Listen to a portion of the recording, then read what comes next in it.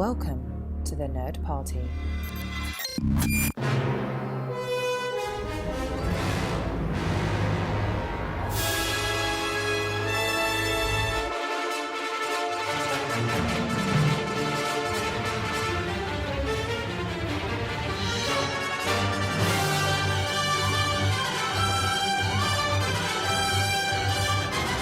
Welcome, everyone, to Aggressive Negotiations, a Star Wars podcast here on the Nerd Party. I'm so excited to be here with my good friend, John Mills. Misa's so excited too, Matthew Russian. Can't wait to talk about what we're talking about today. Oh, I'm so excited to have Jar Jar. Jar Jar, happy Thanksgungan. Thank you. Misa's so happy to be celebrating this fine new holiday with two Star Wars fans who don't want to eat me. Well, no. Gungan is rather stringy, and not really good meat, but that's right. Today, we are here to celebrate the first annual Thanksgungan, and Yes. the reason is, John, I think there's a lot as Star Wars fans this year, specifically here in 2016, to have been thankful for. I completely agree, Matt. No lie. I think that this time of year, we tend to flop between the scary holiday and the joyous holiday, and we forget the thankful holiday. And I think that Thanksgungan is a great opportunity for us. It's very easy as fans. We love to go in depth with things. We love to talk about stuff. We love to really dig down to the nitty gritty. But man, it's really, I think there has been so much that's happened in Star Wars fandom to just be thankful for. You know what? Let me start off right off the gate. Let me just throw out there on the table just the simple fact that there's enough for us to talk about that's new, that powers a show like ours, as opposed to having to dissect, 6 movies from the past over and over again.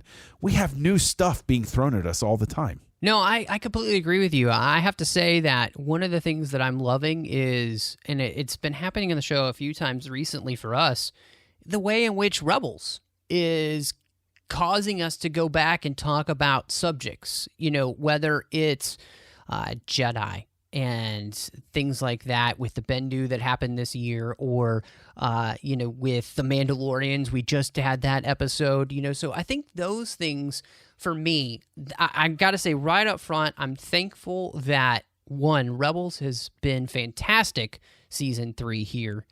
And 2, we had the wrap-up for Rebels last year, Season 2 in 2016, and that was fantastic as well, except for spinning lightsabers. Do not talk ill. Lightsabers. I am very thankful for helicopter lightsabers, my friend, because helicopter lightsabers are awesome. They are everything that I love and adore about the whimsical stuff in Star Wars. Like, to see somebody flying with a lightsaber? Are you kidding? If you turn back the time machine to 6-year-old Kessel Junkie sitting there, and somebody looks at you and says, there's going to be a double-bladed lightsaber. His eyes open wide, and he says, really? And they can fly with it. I would have passed out. I would have just passed out right there at 6 years old and been like, oh, it's too good to be true. I love helicopter lightsabers. You know what? I'm glad you mentioned them, because they are definitely one of the things I am most thankful for in 2016. Right up there with, and I'm going to piggyback on your note about Rebels. Rebels finally getting its S together.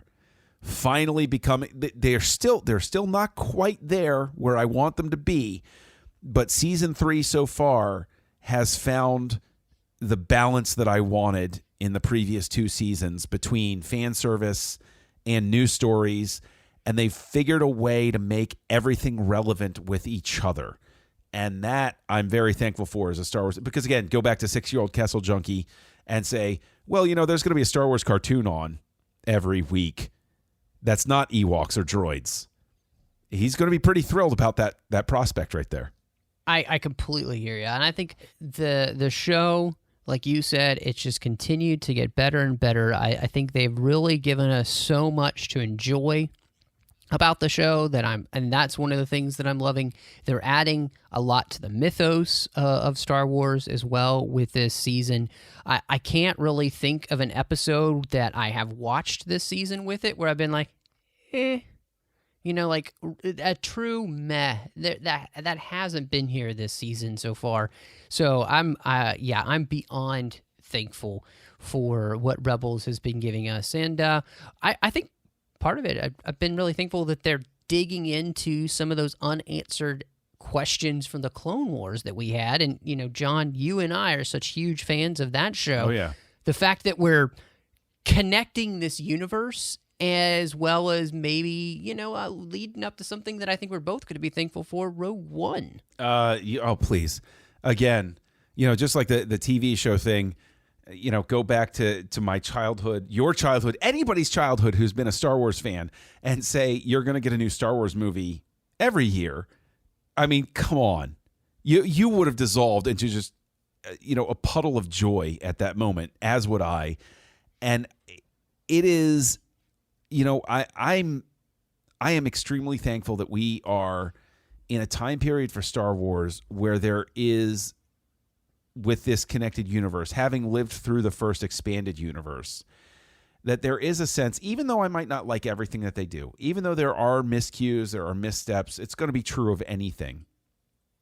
But the idea that there is this real sense of quality control that's going on, I don't know if that has to do with Disney threatening everybody at Lucasfilm and saying, get this right, guys, or, we're going to wipe out everybody. Like Lucasfilm has always been good about quality control on the whole. Like that, they got a good grade for that on the whole, but it really seems like, even though there are downsides to it, Disney's a company that has really figured out how to navigate that connected universe world in a lot of ways. And I think that there's just really something nice about what's happening in terms of, especially, I mean, I still remember reading a book from the 1990s and they got the color of Luke's lightsaber blade wrong. And it was a post Return of the Jedi book. And just, how do you miss that? How do you not catch that, guys? And I don't catch those sorts of things anymore. That's good. That's good. No, I think you're right on target with that, John, that there's been a real sense, I think, for the most part, of quality that's come. Now, I will have to say the place where, for me, I think some of that shows up the most, that references some of the old Legends things, is most likely in the comics realm. But for the most part, I've enjoyed the comics. I liked the Kanan comics that ended this year. I think the end of the Darth Vader series was really interesting. I liked the last few issues of that a lot. We got the Anakin and Obi-Wan comic, which was, I think, the interaction between those two characters was fascinating.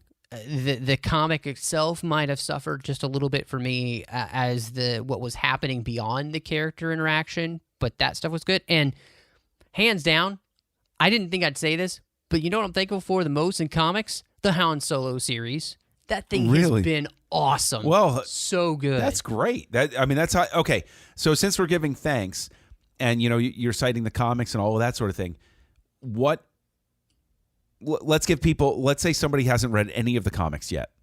What are your number two choices? They got to go out. They got to read this. If you're a halfway Star Wars fan, it's going to turn you into a diehard, and if you're a diehard, it's going to send you home happy. I would say that this didn't come out this last year, but the 3 series, if you haven't read any, I would say Lando. Oh yes. Oh yeah. Shattered Empire. Yes. And Han Solo have been my favorites so far.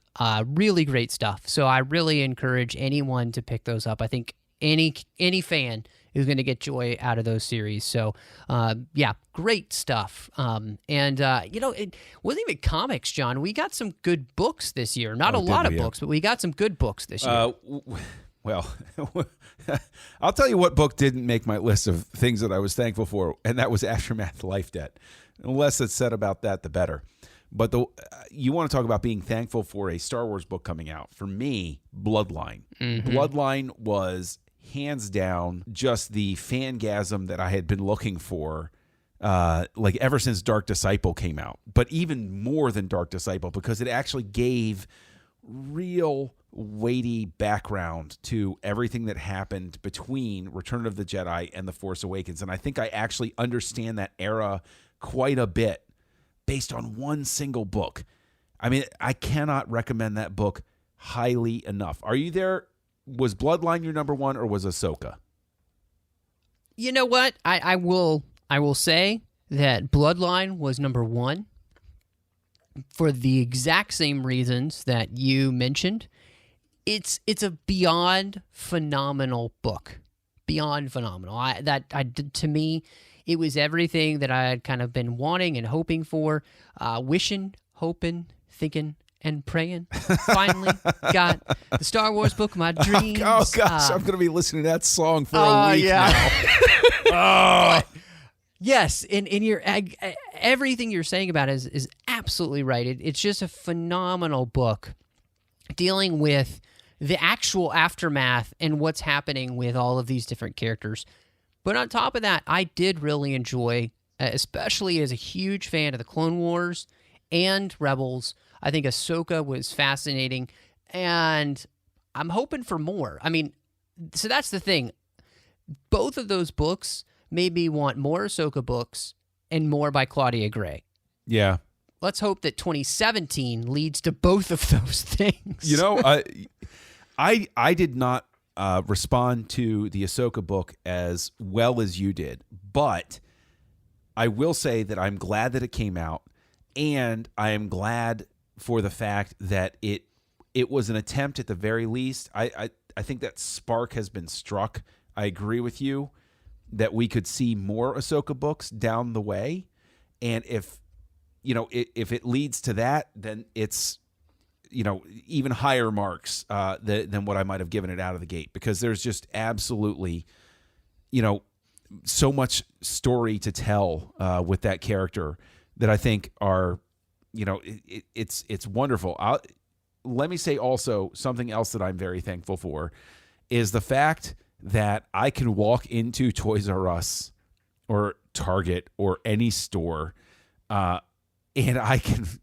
there's a Star Wars aisle, and it's there all year, and I can just walk in, and I don't look like a complete sicko walking into Toys R Us, because I can walk in with my Star Wars shirt on and say, oh no, I have a reason to be in the toy store. Yes, I do right now. And go, and I can see, even if it's just window shopping, it really is reliving those glory days back when, the Star Wars flowed freely. And you could walk in and you could see, oh, look, there's a Darth Vader on a Return of the Jedi variant card. Perhaps I'll purchase that today because it's on a different card. And you can see now Kylo Ren on packaging from the Rogue One era versus the packaging from the Force Awakens era. And you can see all of these new things, even if, because as I'm just geeking out thinking about my adventure just yesterday. I was at the store looking at the Star Wars aisle. Exactly. So I'm right there with you. Exactly. I mean, it's amazing.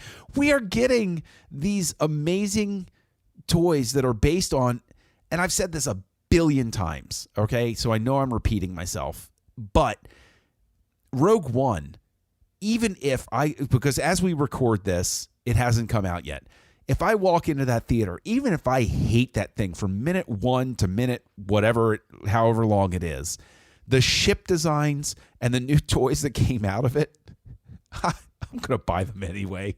They're already on my Christmas list. I mean, the U-Wing? Are you kidding me? Come on, man. Like, what can I say? I already have the U-Wing in Lego form. It's sitting right behind me. So no, I'm right there with you. A million times over.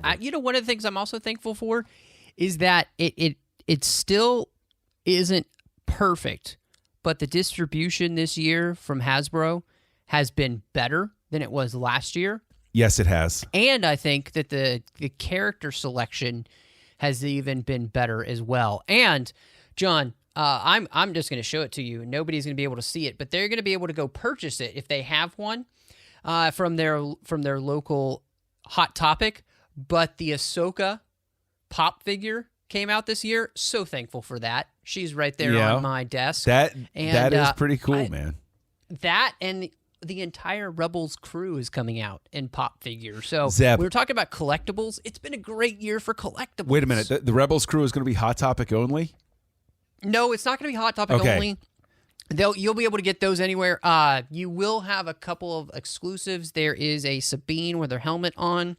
And then the only other exclusive that is out there is the Ahsoka from Hot Topic. But you'll be able to get everybody else, Ezra, Kanan, Rex, Hera, Zeb, and Chopper all out there. It's going to be fantastic. They're supposed to be coming out sometime in November. So hopefully by the time, John, this Thanksgungan episode drops, they'll be next to my Ahsoka. You know what? We keep saying thanks, Gungan. I'm going to say right now that I'm actually thankful for the Gungans. Do you know why? Because of just how much fun they are? Well, not just how much fun they are, but I think that they were the shot in the arm. They have wound up being the shot in the arm that has paved the way, especially for people who didn't like the Gungans or Jar Jar in specific. They've paved the way for more whimsical stuff to come into the Star Wars galaxy as it's being, sort of reimagined and everything. The Gungans, if you will, forgive me for saying this, but BB-8 or even Finn's antics in The Force Awakens, the Gungans paved the way for that. Because if everything had been really super serious and dour before that moment, I think people have a different reaction to both Finn and BB-8. I think that the Gungans broke ground for good or ill, regardless of whether you like the Gungans or you're a terrible person. I think that they really paved the way for funnier characters to come into the Star Wars galaxy and exist in the movies that, like The Force Awakens, that are embraced. No, I kind of agree with you. In fact, when I think back to Return of the Jedi, there's that scene where it's just the landscape shot of Tatooine and Jabba's palace at dusk, and the little alien sticks out his tongue and grabs the other one, and there's that sound. That kind of whimsy, I completely agree with you, and those kind of things have continued, and I think you're right. To have a character who, like Finn, is much more of a comedic character right up front, that's who he is. I think you said it even when we first reviewed way back in the day last year, the Force Awakens.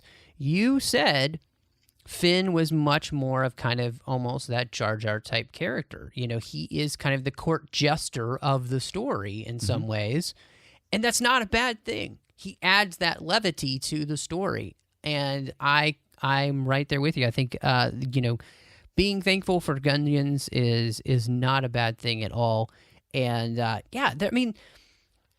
think we said at the top of the show, the fact that we have so much to be thankful for, because Star Wars is not stagnant, is fantastic. Because there are a lot of series out there that I'm fans of. That I love different genres of geekdom out there, but they're not really giving me anything that's super current as much as Star Wars is.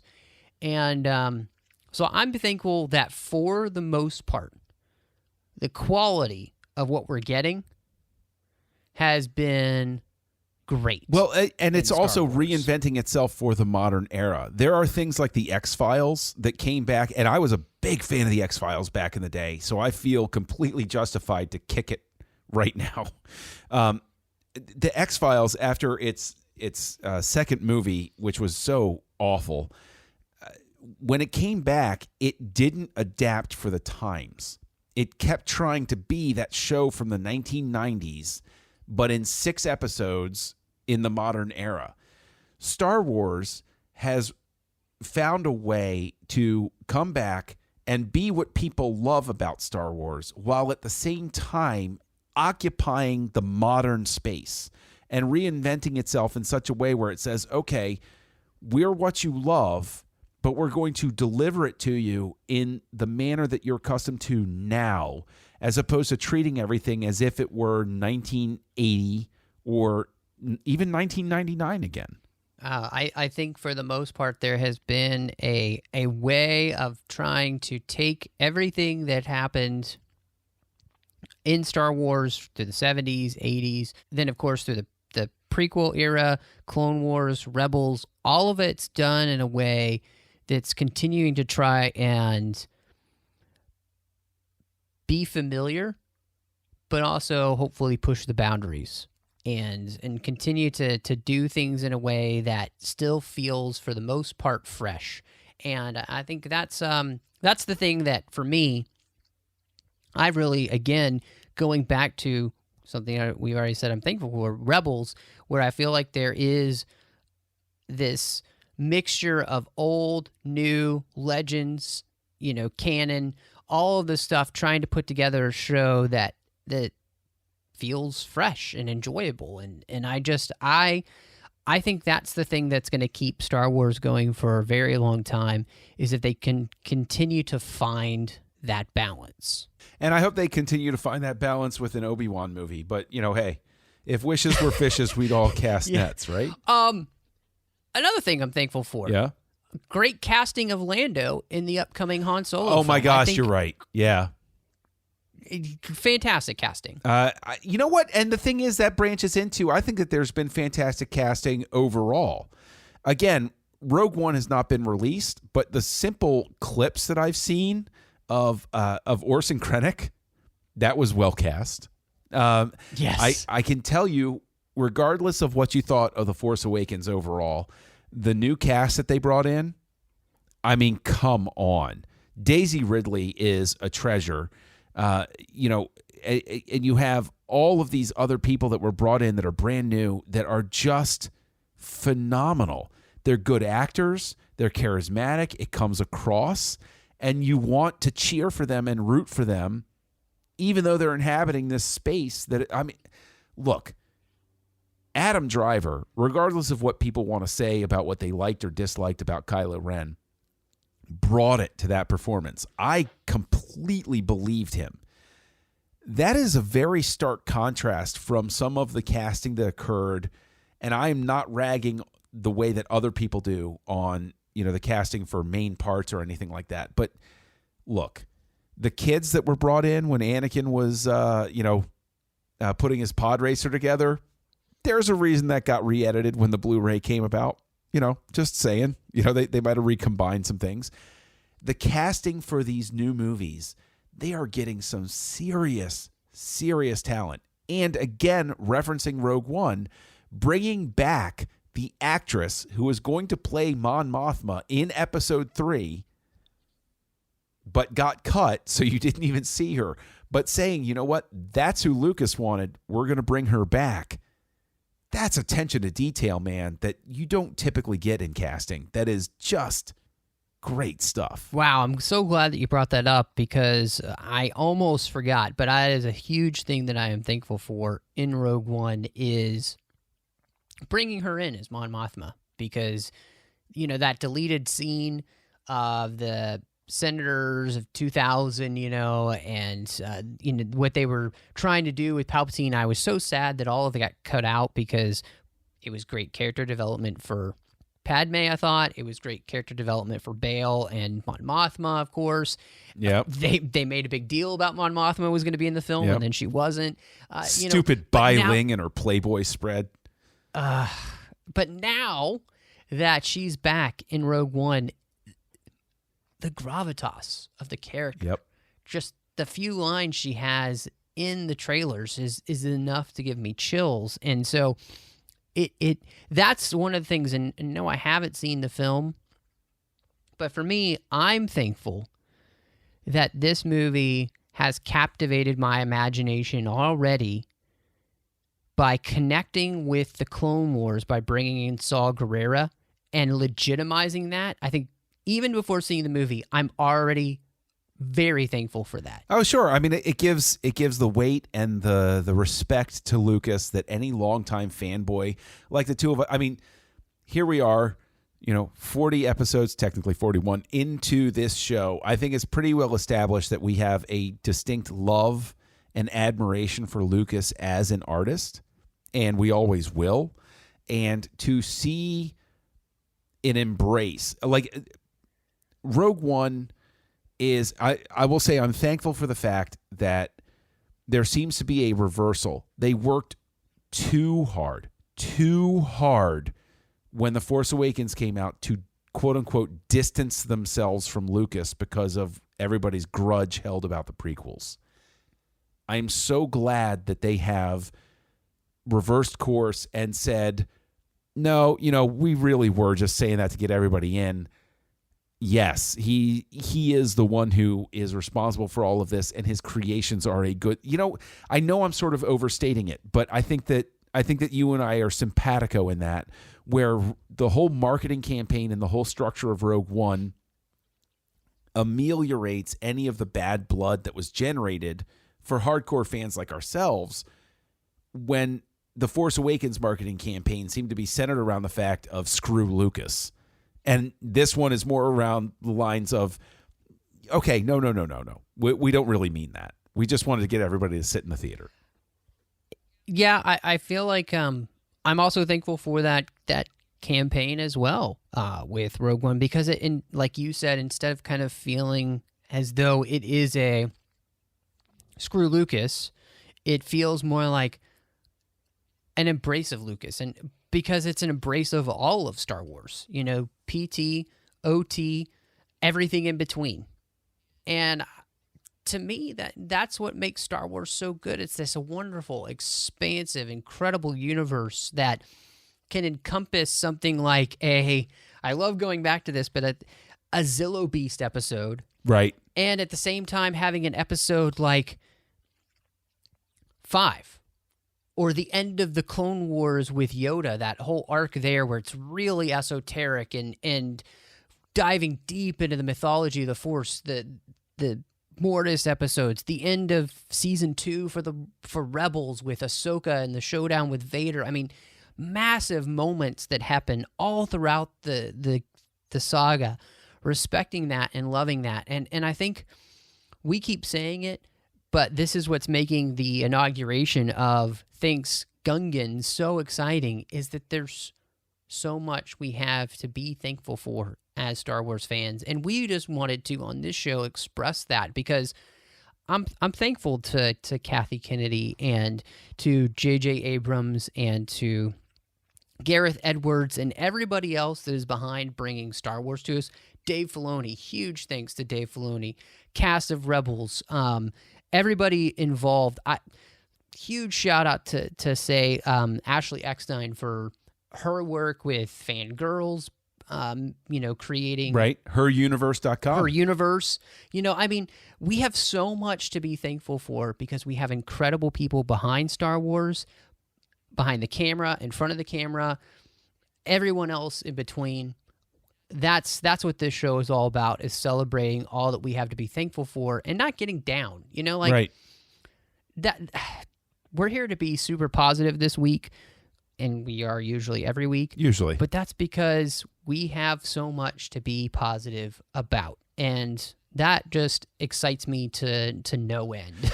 And you know what? I'm going to say that one of the things that I'm very positive about is everybody that has been listening to this show. This is our inaugural year. 2016 saw aggressive negotiations burst onto the scene.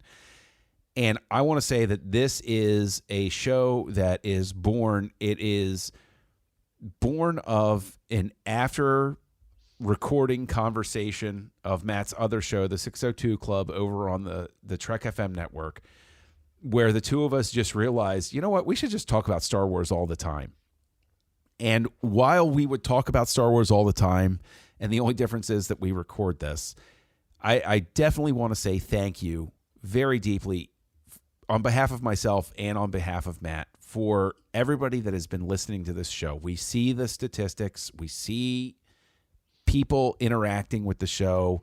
We are deeply grateful for everybody that has taken the time to download this show, to listen to it, to participate, the whole 9 yards. It makes everything worthwhile. This is a passion project, and we do this because we know not just that we enjoy it, but that you guys are enjoying it. So thank you very, very much for that. Gosh, John, I want to say that too. Everything that John just said, ditto.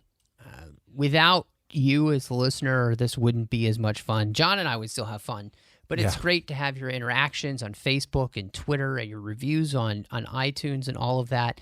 And so thank you so much for embracing us, listening to us, and sharing us with other Star Wars fans. It means the world to John and I, and we can't wait to see what 2017 is going to have for us. We know we got great stuff coming up with Star Wars. We got great stuff coming up with books. You know what else I'm thankful for, John? What's that? We have so much to look forward to. I am totally on board with that, Matt. I really and truly am. It's so mind-blowing that we're not just thankful for this, but that we have so much coming down the pike. Years and of Star Wars. I totally forgot. What's that? Thrawn is canon. Oh, yes, that's right. He's back. They resurrected and he's Thrawn. got a new book coming out next year that we had to look forward my gosh. to. So not only is he on the show, but he's got a new book. Yeah, you know what? It is. It is a glorious time to be a Star Wars fan. It's ridiculously wonderful, and I'm so glad that we're all taking this journey together. So, Matt, if people want to reach out to us and let us know what they're thankful for, what's the best way that they can do for that? John, I'd say the best place they could start is really finding us in iTunes. You find us there. Our podcast, Aggressive Negotiations, of course.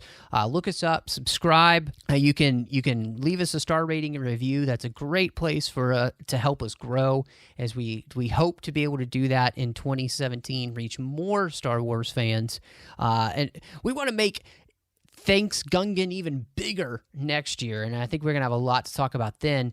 You can also find us on thenerdparty.com. That's the main website for the network. You can find all of our other shows there, like Nerd Nuptial, The Filibuster. We have so many great new shows coming out, like Great Shot Kid, Missing Frames. I mean, the list is endless. The network is growing. The show is growing. So go over there and check that out. And we're on Twitter, at the Jedi Masters, or the network you can find at Join Nerd Party. So many different ways to find us, so many different ways to get in contact with us. John, you're no stranger to having so many ways to get in touch with you. Where can people find you? Oh, well, gosh, Matt. Kessel Junkie, look for me. I'm out there. You can also find me co-hosting Words with Nerds with my pal Craig. You can find me co-hosting Stage 9 over on the Trek FM network with Mike Schindler. And speaking of Mike Schindler, co-hosting Great Shot Kid, exploring the works of Star Wars creators right here on the Nerd Party Network.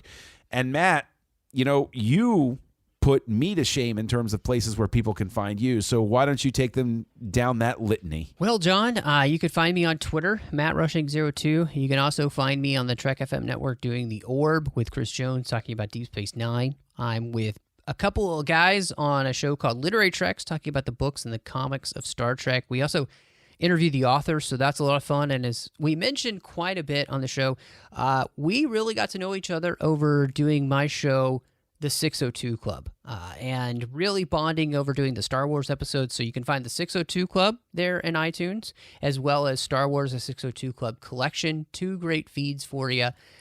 It's a blast talking about all things geeky over there, or if you just like Star Wars, checking out the Star Wars feed. And John, people can do something that they'll be super thankful for to themselves if they support us by going to our sponsor at lootcrate.com/nerdparty. They can get an incredible subscription to an amazing subscription box that every month comes with brand new goodies you can't get anywhere else but Loot Crate. That's right. And Loot Crate is a tremendous sponsor and friend of the show. And with the holiday season coming up, Thanksgungan kicks off the holiday season. Loot Crate could be a great source for things to maybe share with loved ones, relatives, friends that you're going to go and see during this holiday season. And while you're seeing them, you can go ahead and talk to them about stories that you saw over on nerdsandbeyond.com, which is a great source for all of the nerd news. They just get right to it, and they just give it to you hot and fresh, no preamble, and you just get right to the article. So nerdsandbeyond.com is another great way to love and support this show. Well, John, Misa thinking there's only one thing left to say. Misa thinking negotiations is closed. Matthew, negotiations is closed.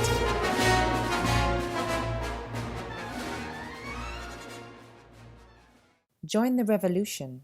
Join the Nerd Party.